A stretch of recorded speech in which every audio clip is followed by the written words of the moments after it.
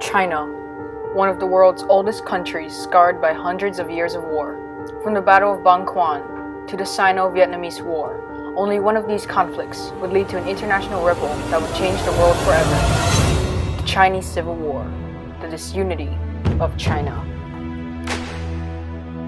It has been 15 years since the revolution of 1911. China is yet again on the verge of war, this time against an independently led armed force of the Communist Party.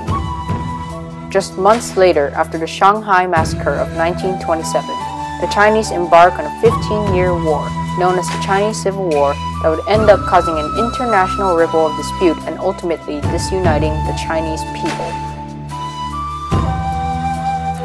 The Chinese Civil War disunited China and affected the rights and responsibilities of the Chinese by violating all of their rights and removing all of their responsibilities and placing it all upon the government, creating an unequal system of government. However, just days before Christmas, the Jian incident took place.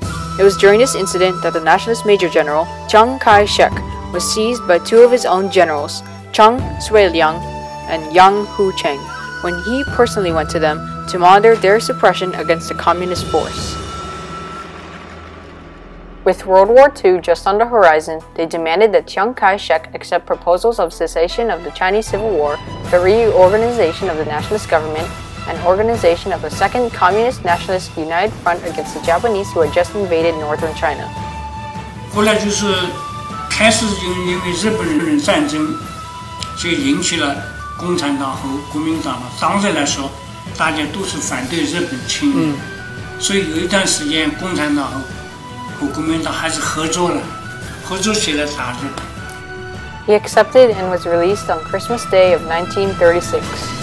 After World War II was over, the Communists and Nationalists attempted to negotiate a ceasefire with representatives of both parties.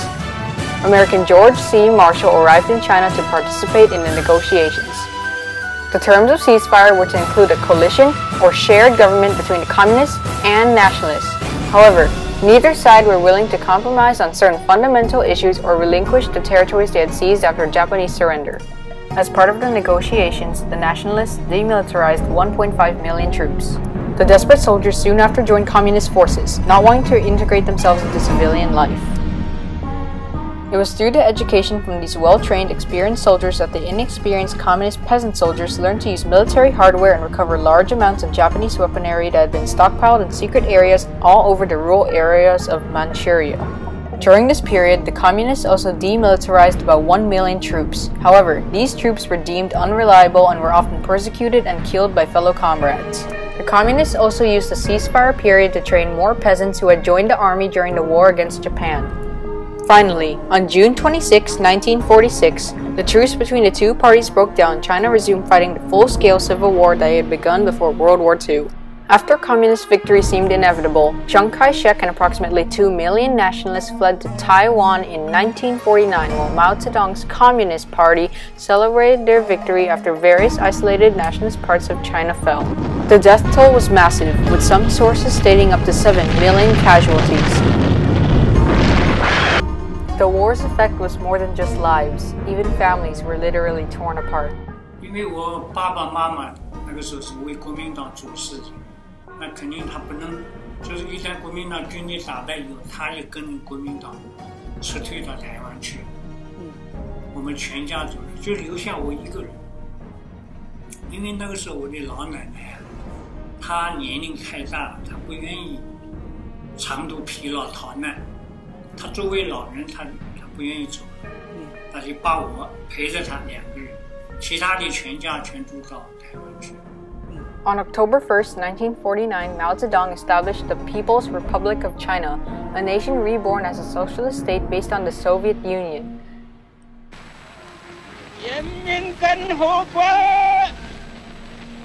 中央人民政府，今天。 The poor was promised to be brought up, and the rich were suppressed. 共产党，它是对穷人比较好的。好在哪里？就把所谓的穷人的财产全部都变成公社了，老百姓都没有地了。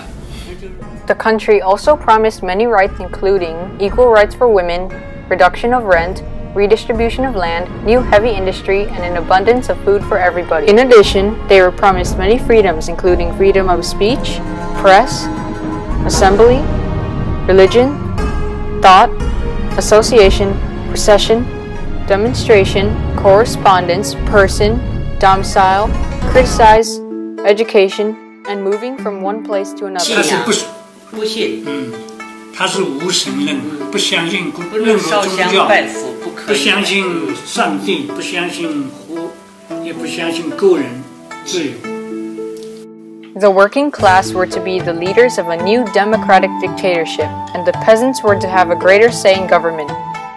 However, these ended up being rights that were taken away from their people, and their responsibilities lessened down to almost nothing. 那个是基本上没有选择的自由。 Anybody who freely practiced these rights were charged of treason. There was absolutely no freedom. 在中国一点都不自由，不敢讲，不敢做，什么都得听他的。你不听他的，那就犯法。那很厉害的。 Additionally, heavy restrictions from the government were set upon many human rights including right to marry whom you wish, right to listen to any music, and even the right to select what you 所以 wear. 好多人就是因为听邓丽君的歌，然后要受到批判。我们大陆唱的歌就是共产党好，共产党好。再一个，毛泽东就像红太阳。 Even voting was controlled by the country.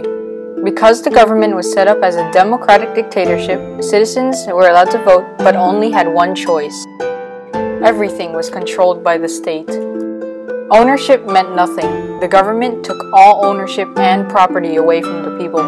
Everything the people had was from the government. Students were brainwashed to think that communism was the only and best form of government. 把你就是洗脑，可以说洗脑，叫你相信他。 Even songs were rewritten to glorify communism and Mao Zedong. Some even worshiped Mao Zedong as a god. Anyone who listened to songs from the free world were immediately jailed. 所谓的课本啊，都由共产党他们来编的课本嘛。他这里面教导告诉你，就是说你一定要相信共产主义，说共产主义会怎么好，共产主义这个理想怎么样伟大。 John Locke's theory of natural rights states that all humans are born with three unalienable rights: life, liberty, and property. In Mao Zedong's communist government, all three of these rights were violated by the government.